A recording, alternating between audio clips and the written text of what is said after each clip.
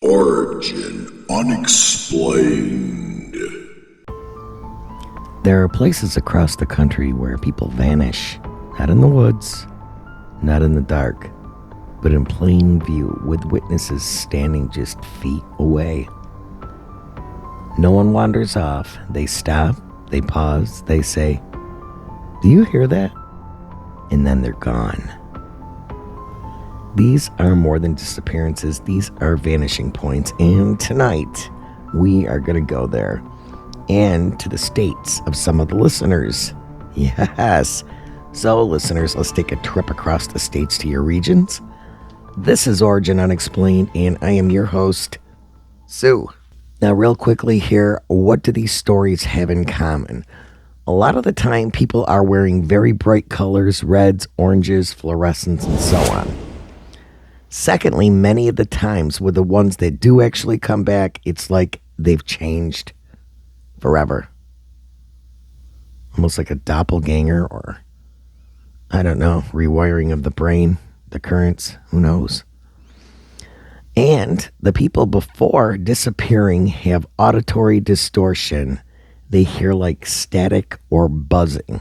Now, people disappearing then reappearing hours, days, or even years later sometimes are confused and sometimes have changed. Witnesses claim to see others, yes, others, just before someone vanishes. Not ghosts, but rather dimensional figures, shapes, or strange people that weren't part of the group. But not always. Survivors who come back and refuse to talk about what they saw, well, they've said things that don't even make sense. Like one gentleman, what color's the sky, And this is the real interesting part. These accounts don't feel like urban legends. Many of them came from search and rescue personnel, family members, and even law enforcement. Okay, we are going to start off in Florida. And this is for Ed and Terry. So this takes place at Bellamy Bridge and Heritage Trail there in Marianna, Florida. And the coordinates are 30.7781 north and 85.2362 west. So on October 27th, 1997, just before dusk, 3 teenagers from the town of Sneads, Florida, drove out to the Bellamy Bridge Heritage Trail. And before I go on any further, I just want to let you know that I have changed the names. Okay, so that way we don't have any repercussions. All right, so they drove out to Bellamy Bridge Heritage Trail near Marianna, a spot already steeped in ghost stories. They weren't ghost hunters. They were bored, restless, and looking for something to do after school. Now, the trail ends at the remnants of the Bellamy Bridge, an old steel structure spanning a blackwater section of Chipola River. One of the teens, by the name of Marcus D., was 17. He walked ahead of the group while the other 2 lit cigarettes and took their time. Marcus had always been the type to joke around, daring people to go further, or mess with the legend of Elizabeth Bellamy, the ghost bride who haunts the bridge. And at exactly 6:12 p.m., the other 2 reached the base of the bridge.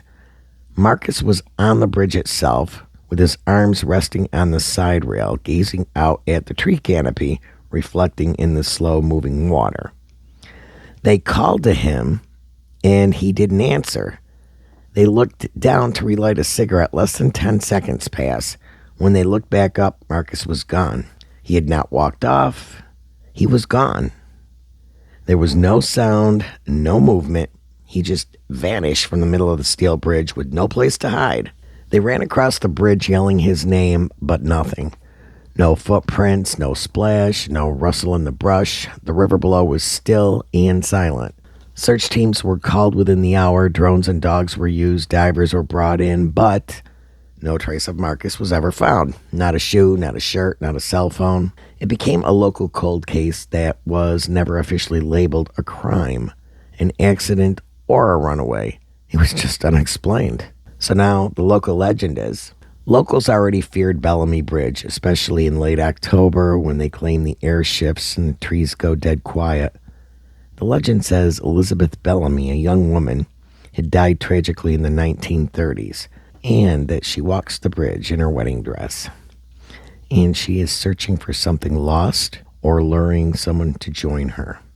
Nevertheless, some old-timers have a different theory. They say it's a thin place near the center of the bridge, a drop spot where people sometimes just slip through.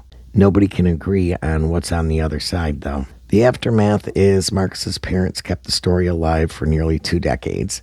A missing persons bench plaque now sits near the trailhead. But in 2022, a hiker reportedly saw a boy standing on the edge, alone, arms on the rail, who looked just like Marcus. When she approached to say hello, he turned and stepped backward off the bridge rail. Of course, she screamed, but when rescuers arrived, there was no one. The water again was calm and still. The woman stands by what she saw, but the sheriff's office says it was probably a shadow or a trick of light. Again, the coordinates are Bellamy Bridge Trail at 30.7781 north and 852362 west. Be there at sunset, but don't take your eyes off your friends. Not even for 10 seconds. Our next story is for Cindy and Selena, and we are going to Pennsylvania, to Montoursville. It's a small town, quiet. You blink and you've passed it. But back in August of 2008, something happened there that still makes people's skin crawl, especially the folks who were standing right there watching it happen. It was about 6:15 p.m. on a Thursday, the sun starting to sink. A local nurse named Elaine Foster is walking a patient, Mr. Kelvin Hargrove, who is 78 years old, out to the edge of the parking lot behind Meadowview Assisted Living. Nothing's unusual. He liked to sit on the bench. There he watched the sunset over the ridge. 3 other staff members are outside too, chatting. Calvin's using a walker and moving slowly. Elaine's holding his arm, and they're about 20 feet from the bench. And that's when it happens. He steps forward. He merely turned to just sit and vanished. No fall, no slump, no noise, just gone. Like his body blinked out of the world. Elaine screamed, the walker toppled, and all 3 staff came running. And here's the kicker. One of them, Jared Holt, swore that right as Kelvin disappeared, he saw a flicker in the air behind him like heat waves, twisting in a tight oval, then nothing. They called the police and the EMS, and the building was locked down. Now, security footage completely glitched. Exactly at 6:16:42 p.m., 10 seconds of total black screen. The timestamp continues, but the visual feed is just gone. It comes back with Elaine standing there by an empty walker, hands on her head. They never found him, no trace. The area was searched, not even woods to wander into, no ravines, and no chance of him walking away without being seen. The bench is less than 30 yards from the back door. Some say Kelvin had been talking about the blinking room a week before, that he said it had showed up in his dreams. He also said he saw it outside near the bench. Nobody listened until he disappeared into thin air. Coordinates on that parking lot are 41.2547 north, 76.9222 west, and the elevation is 584 feet. It's still there, still quiet, but the bench, nobody sits there anymore. They moved it 2 years later. Now, this next story is taking us to Kansas, and it's for Yendor. Let me tell you what went down in Kansas, just west of Baldwin City, out on Highway 56. It was October 2014. It was a clear sky, dry road, and nothing weird in the air. A guy named Travis Decker in his early 30s, in blue jeans, a safety vest, work boots, was hauling equipment and pulls off on the shoulder. One of the tires on his flatbed rig blew out, so he gets out, walks around the truck, and checks things out. There's a little backup behind him, 3 vehicles with an older couple in a Ford Escape, a school bus, and a young guy named Cameron Rivas sitting in a Dodge Ram. bored apparently because he was recording stuff on his phone. Travis waves to the people behind him. So he does that hang on gesture and starts walking toward the front of the trailer. The rig's maybe 26 feet long and you can see clearly underneath it. It's wide open. But here's the thing. He never came out from the other side. And no, I don't mean he ducked under the truck. I mean he vanished. In front of 3 cars full of people. Poof, mid-stride. The bus driver even said out loud, "Where the hell did he go?" Like it was a magic trick. People got out, walked up and down both sides, checked the ditch, fields under the trailer, and nobody found a darn thing. His phone? Still sitting in the cab, still unlocked. Now listen, Reva's caught the whole thing on camera, okay? No jump cut, no glitch, nothing. Travis is walking, the frame stutters for a second, and boom, he's just not there anymore. It's like he walked through a slit in the world. The coordinates on that spot are 38.7742 north and 952053 west. And the Kansas didn't give us cornfields and tornadoes that day. It gave us a vanishing. All right, we are on to the next story, and this one is for Sherry. And we are going down to Texas. All right, now down in Texas, we've got something that still keeps people quiet. May 29th in 2002, it's a hot triple-digit heat day. 4 survey workers are out inspecting the Pecos River Bridge near Barstow. They're down under the bridge checking structural joints. 2 guys stay back in the shade. 2 others, Louis Ortega and Sean Kelly, head out onto the catwalk that runs under the bridge. It's steel, old, and slick with dust. Louis walks ahead about 10 feet in front of Sean. He turns like he's going to say something. He raises his hands, takes 1 step down toward the lower rung, and then he's just not there. Well, not there. Sean swears he blinked and Louis was gone. No sound, no slip, no scream. Just thin air. And there were 2 fishermen down below who saw the whole thing, and they backed it up. Louis stepped forward and just vanished. The Pecos River was calm that day, not even a splash. They brought in divers. Hell, they even dragged the water, or dredged the water, is what we would call it, and found nothing. Not a boot, not a harness, not a bone. Official report called it an unsolved disappearance during the worksite inspection. Unofficially, the bridge has now had 4 other people go missing near it. All within 2 miles. Same story every time. Quiet air, bright sun, and then someone just steps into the wrong space. The coordinates are 31.4635 north and 103.3939 west. Elevation 2,500 feet. You tell me what the heck is happening down there, because bridges are supposed to take you somewhere. This one takes people nowhere and does not give them back. And this next one takes us to Duska and to Jess in the Allagash Wilderness in the waterway of northern Maine. The exact spot is Chamberlain Lake, and it is at 46.3492 north, 69.3664 west. Let me take you to the Allagash Wilderness in northern Maine. Thick forest, cold water, and silence. It doesn't feel peaceful. If you've never been up there, you should know this. There are parts of the Allagash where you can go 5 days without seeing another person.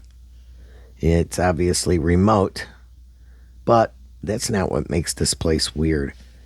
People have been reporting strange things in the Allagash for decades. Lights in the sky, missing time, shifting trails. And a group of men, the Allagash 4, even claimed they were abducted back in the 70s.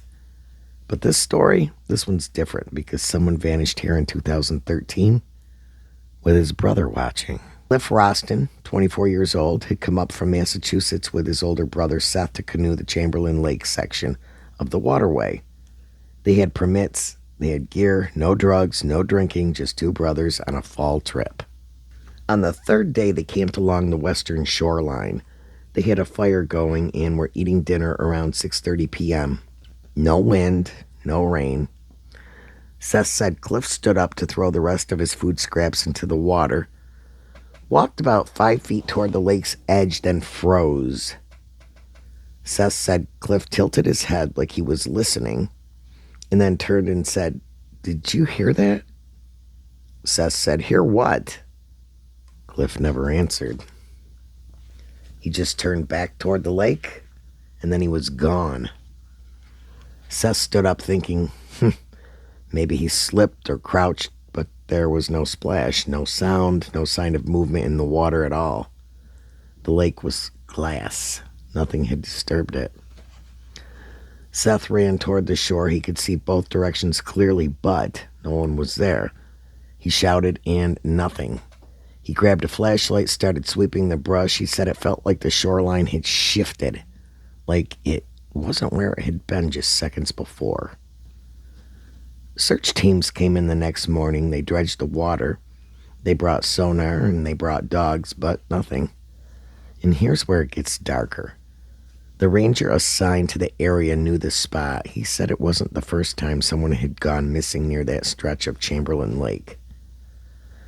But the older cases never made it into the papers, and locals keep quiet about it. The native tribes in the region won't camp there after sundown. They say the land remembers. They say there are windows. Not portals, not wormholes, just thin places. Places where reality is stretched too tight, and sometimes it tears. Cliff Roston disappeared in plain view. No storm, no cliff, no current. He just stepped forward, asked a question, and never came back. If you go to 46.3492 north and 69.3664 west and stand by that water, you're standing where he disappeared. But don't ask it any questions, because it just might answer.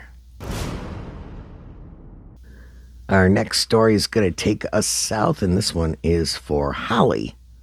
And it's at the Dismals Canyon in Alabama. The exact coordinates are 34.3425 north and 87.3986 west. If you've never heard of Dismals Canyon, you're not alone. Even a lot of people in Alabama haven't.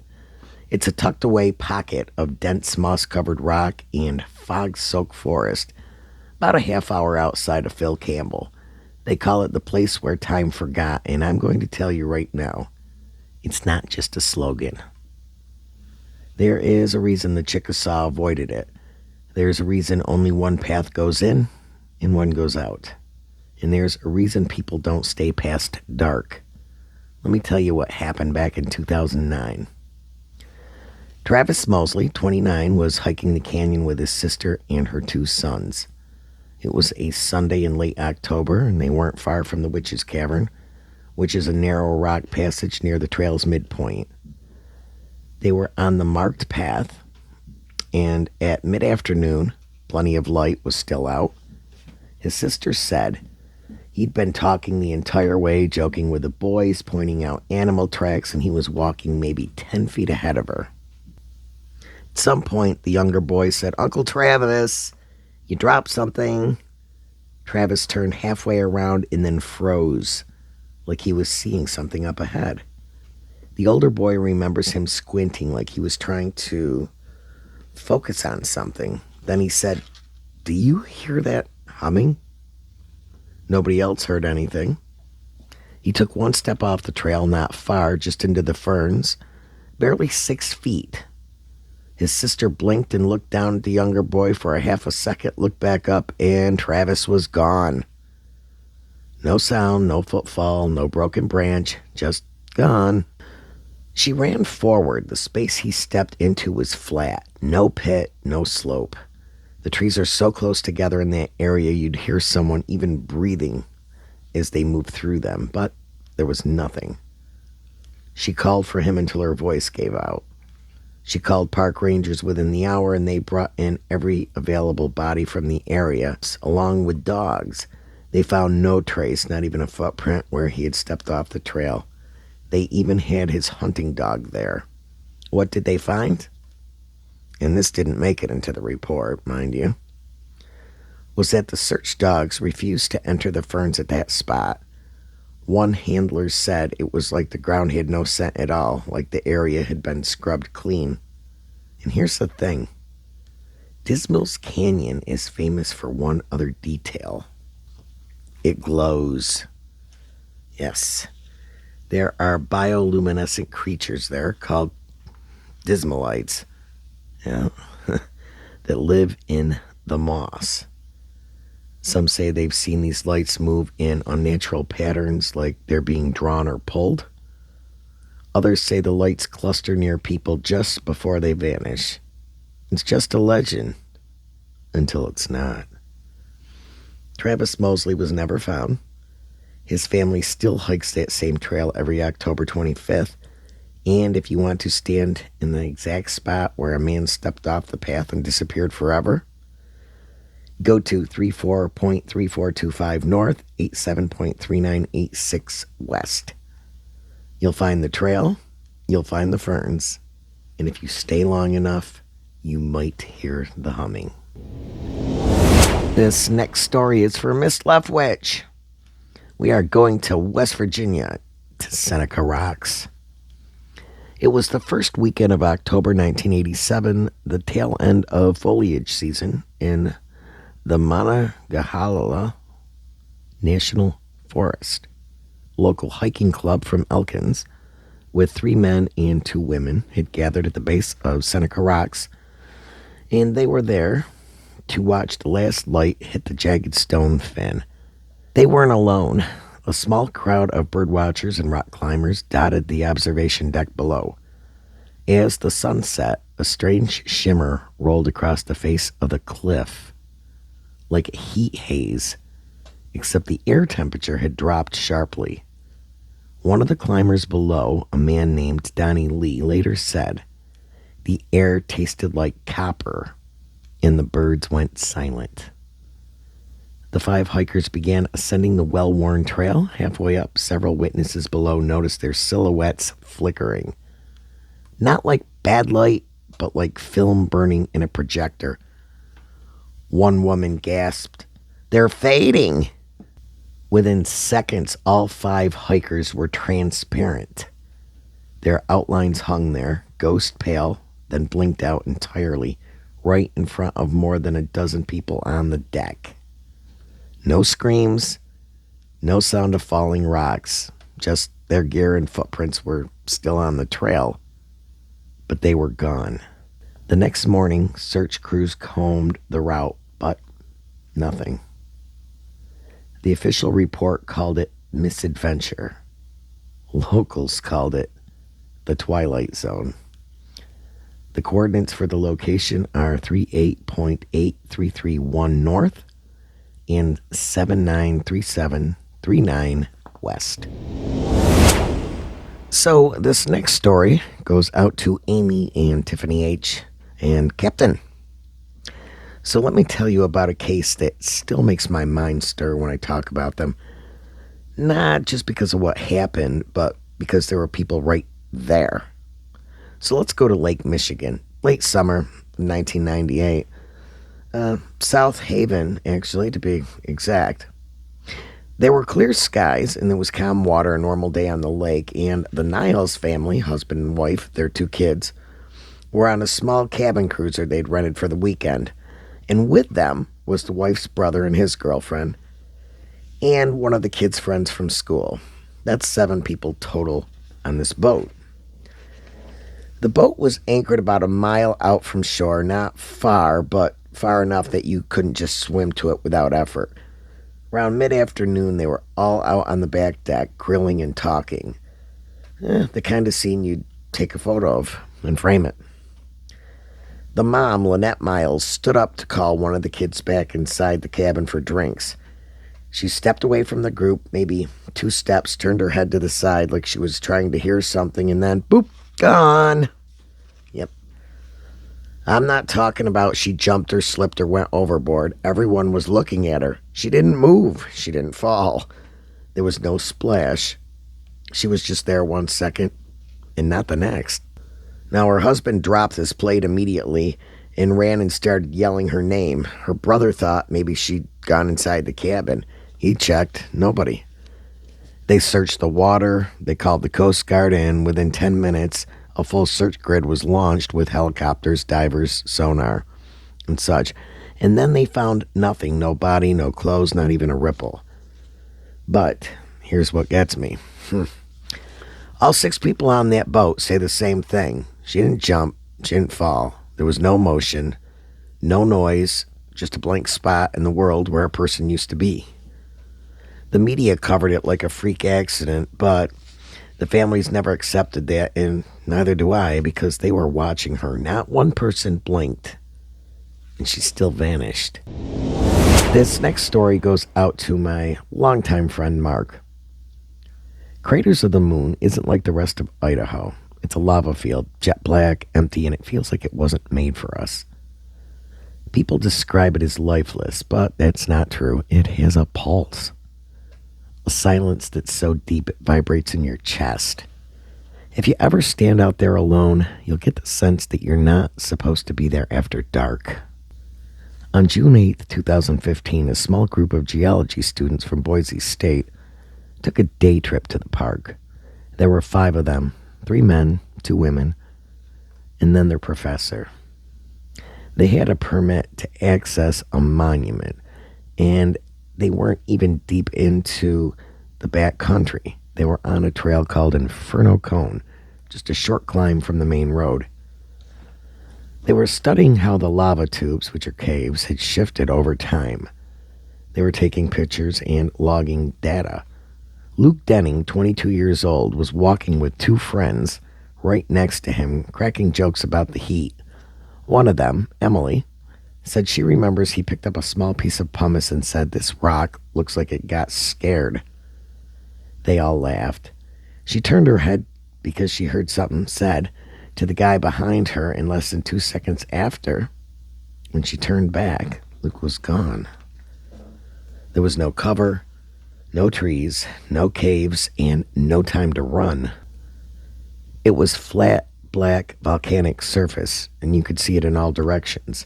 At first they thought maybe he dropped down behind a rock or was messing with them, but when they walked the full 360 degrees of where he'd been standing, there was no sign of him.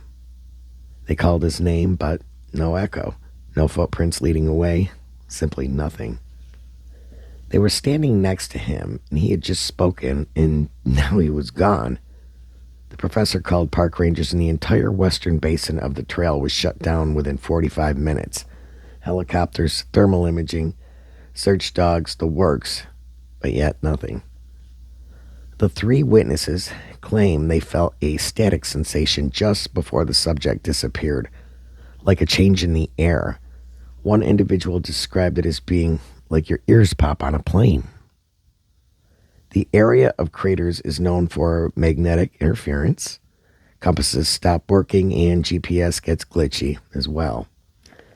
People have reported flashes of light across the rocks, flashes that don't show up on camera. Some say the lava tubes are deeper than anyone's mapped. Others say the whole monument is sitting on a rift of space-time, and the government knows it. Still, the fact remains Luke Denning stood on a solid rock in the open with 3 people right next to him, and they watched nothing take him. You can go there right now. The exact place he vanished is just off Inferno Cone Trail, about 40 yards from the top of the cone, near the basalt, and that is a basalt ring. And if you want to know the degrees, it is 43.4161 north, 113.5165 west. But if you go when the air goes silent and your ears start to buzz, leave. This next story is for Lady in Boots and Leah. So, we're in the White Mountains in New Hampshire, Franconia Notch State Park. It's a beautiful place, peaks, ridges, and clean air. But in September 2011, right off the main hiking trail, something happened that never made the papers the way it should have. It was around 3:40 in the afternoon. A group of 5 hikers in their mid-20s out from Boston were there. They're on the old bridle path heading toward Cannon Mountain. One of them, Andrew Malloy, was walking maybe 10 feet ahead of the others in jeans and a windbreaker in a backpack. The trail's clear, visibility is wide open, and nobody was around but them.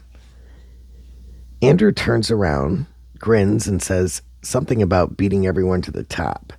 He takes 2 more steps around a slight bend. He's still in sight, literally 15 feet away, and then, like the other stories, he's gone. Not ducked behind a boulder, not running off the trail, just vanished. They sprint forward. The bend is maybe 4 feet of curve and nothing but open path and trees. But no Andrew. They shouted, they searched, they even marked the GPS on one of their phones at 44.1606 north and 71.6831 west. The elevation is 1,680 feet. Forest rangers came out that evening with drones, dogs, helicopters, and not a single footprint. Just where he had vanished. His pack was never found, and his phone never pinged again. And here's a creepy part. One of the hikers swore they felt the air shimmer, like walking past a running generator, right where Andrew disappeared. A low hum in their ears, and then silence. So there's no trace, no Andrew, and to this day, he's a missing person in the state of New Hampshire. Franconia Notch looks like a calm, touristy, but on that trail, it's like there's a thin edge in the world, and Andrew stepped right through it. This next story is for Sarah and Joe, and we are going to the Watchung Reservation, Union County, New Jersey. The exact location near the abandoned village ruins at 40.6789 north and 74.3812 west. If you ever want to visit a place in New Jersey that just feels off, like the land itself has a memory and it doesn't like you walking on it, go to Watchung Reservation. People know it for the hiking trails and horseback riding, but there's a darker side to it, especially if you step off the main path and you find your way toward the ruins of the old village tucked back in the woods. That's where it happened. It was October 21st, 2006, around 3:15 in the afternoon. It was a bright, dry fall day. Leaves were still orange and the sun was high. A group of 6 kids, ages 11 to 14, were out there with 2 adults doing a history hike to see the abandoned village structures and foundations in the woods. They'd taken that same route dozens of times. It was part of the Nature Center's weekend program. Marcus Ryder, 12 years old, was standing about 3 feet behind the guide when the group paused near an old stone well. Just a partial circle now, barely knee-high. The guide was explaining how the original farm community was abandoned in the early 1900s. Marcus was crouched poking a stick into a small pile of leaves.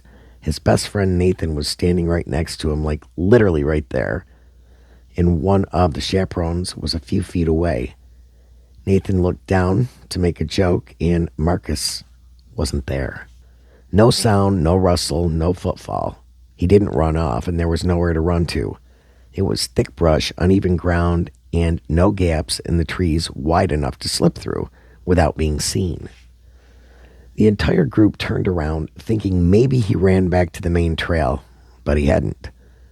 The leader shouted, the kids spread out, and the chaperones started calling the ranger station immediately. Park officials were on the scene in under 20 minutes. They swept the area. They turned up nothing, not even the stick he'd been holding. Now, here's the thing that really sits wrong. That spot, those old village ruins, have a history, and not just 1 or 2 cases. People have reported hearing voices, being followed, and worse, getting turned around in areas they've walked 100 times. One hiker said it best. It's like the woods pull in behind you, and you don't realize until it's too late. Even Union County has acknowledged strange reports from that stretch of the reservation. To this day, Marcus Ryder has never been found. His parents put up a memorial near the old well, and the stone ring is still there. If you walk to 40.6789 north, 74.3812 west, you'll be standing where he disappeared. The air back there, it's heavy and still, like it's watching you. This next story is for Panda and Tanya. And this was taken at Red Rock Canyon State Park in Oklahoma. The disappearance of Jeremy Lincoln in 2012.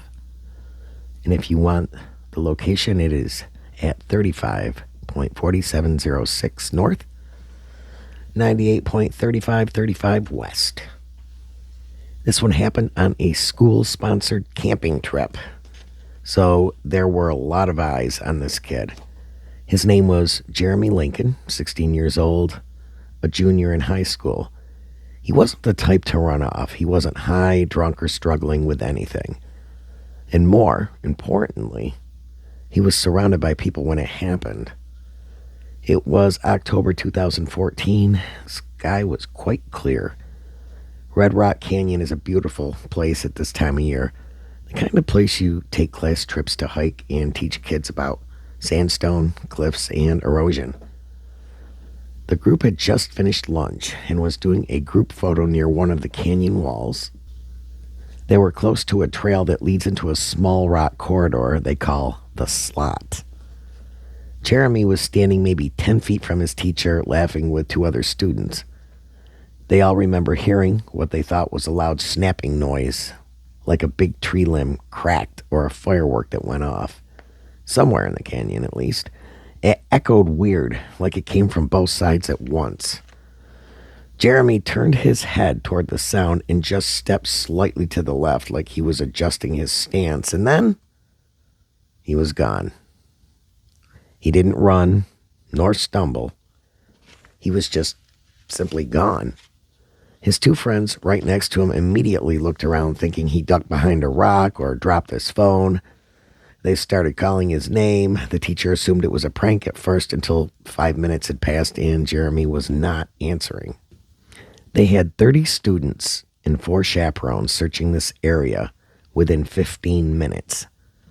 By the time the state troopers showed up, they were searching crevices, brush, even the canyon walls with harnesses.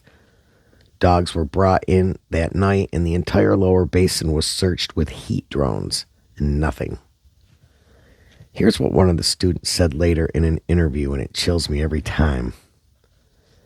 It was like he stepped through something we couldn't see, like a doorway opened up, and he didn't even know it was there. No trace has ever been found, not a jacket, a candy wrapper, nothing. His phone pinged once, 0.3 miles from where he disappeared, then went dark forever. His parents have never stopped searching. And here's the part nobody wants to talk about. Red Rock Canyon is full of native stories about spirits that walk behind rock faces. People talk about echo shadows, movements that don't match the sound. You see something out of the corner of your eye and then it's gone. Some say they're portals, and some say it's something worse. But Jeremy Lincoln, he was there in full view, 10 feet from the people watching him. And then he wasn't. This next one is for Karen. So let me take you to Sage Creek Rim Road in the Badlands of South Dakota. If you've never been there, let me tell you. It's wide open and almost prehistoric. No trees, no buildings, just jagged butte and prairie that stretches like it's going to never end. On July 29th, 2011, a group of teenagers from Rapid City, 4 girls and 2 guys, drove out to the Rim Road for what was supposed to be a sunset bonfire. Typical local thing. They weren't drunk, they weren't partying hard, just grilled some food, played music, and watched the sky turn that unreal orange that the Badlands get at dusk. Kayla Bergstrom was 17, smart, quiet. She wasn't the kind of girl who pulled pranks or wandered off, and more importantly, she didn't. Just before 8:45 p.m., one of the girls asked Kayla if she had seen her phone. They had all been sitting in a loose circle around the fire. Kayla leaned over to check her bag. They all saw her move, and then she kind of stopped halfway mid-reach. One of the guys, Ryan, said it looked like she had paused, tilted her head like she heard something. Everyone else saw it too. Nobody thought anything of it at the time, but the next second, Kayla was not there. No. She did not walk off, and she did not stand up. One of the girls swears she blinked, and in that blink, the space where Kayla was just crouched down was empty. They thought she had maybe run behind one of the parked cars as a joke, but there was no sound, no footsteps, no crunch of gravel or brush. And when they checked, the cars were empty. The brush was undisturbed, and they were on open land. But there's no trees, no cliffs, no caves. And this wasn't 10 minutes later. This was immediate panic. Everyone started shouting her name, spreading out in all directions, and she was just gone. Authorities came in with dogs, helicopters, heat-sensing drones, nothing. No shoe, no scent trail, no dropped phone. They searched for a week. The last place Kayla was ever seen, and I mean physically seen, by 5 other people, was right there on the dirt by a log just 20 feet from the fire pit. And you can go there, and the fire ring is still there. The land looks the same. No memorial, no signs. Just that feeling that something opened and closed and took her with it. Some Lakota elders in the area have told stories about the places in the Badlands where the wind moves backwards, where time skips and spirit passes through. They don't go near the stretch after sundown, and I don't blame them, because Kayla, she didn't wander off, and she surely didn't run. So what does all this point to? These aren't just vanishing spots. They may be dimensional weak points. Thin zones where something else watches, waits, and sometimes sends you back. The ones who vanish without a trace, maybe they didn't fall. Maybe they were chosen. And maybe the ones who came back, they saw what's on the other side, and they just don't have words for it. So maybe it's not about what's taking people. Maybe it's about where it's taking them. And if it's true, if these are vanishing points, then maybe they're also entry points. Maybe not all of them are closed. Not yet. Until next time, watch where you stand, and whatever you do, don't look too long into the quiet. And this is another podcast from Origin Unexplained. If you have a story you want to tell, email us at originunexplained, and that's UNX, no E, PLAINED, at gmail.com.